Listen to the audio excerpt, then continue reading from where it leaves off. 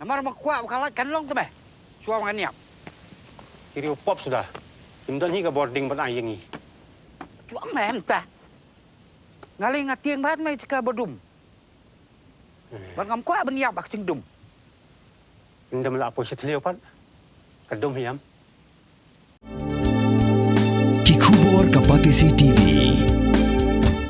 Ka East West Group of Institution Bangalore, ka khot admission nakamta ka nursing but paramedical course, ka bala ithu da ka Indian Nursing Council, ka buy admission ka badunatam, but she's pa percent ka Jaiñtia.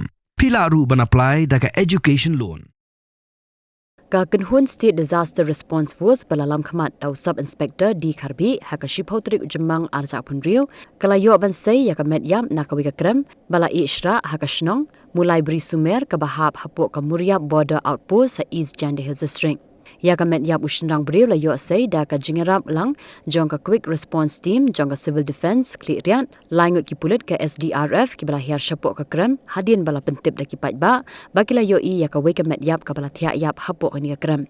Ya ka medyap bala antat baka dei ka barang don hapdeng laipo hadu sapo snem kerta layo ban sei hakapur kumba khatwish pawa mistem but hadin ka ni layo ban IT no shiki pulit ban pelong ya ka jingtokin.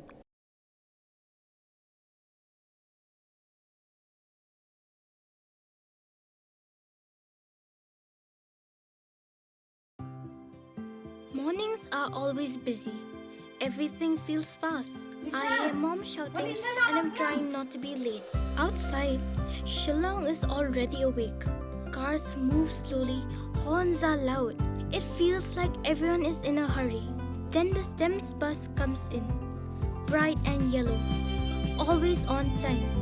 The caretaker waves and I feel okay. Inside, we laugh and sing. We share snacks. We help each other with homework. It feels nice. My parents know I'm safe through the STEMS app on Mom's phone. Because this bus isn't just a ride. It takes us to school with friends and a little bit of hope. This is STEMS, our ride, our future.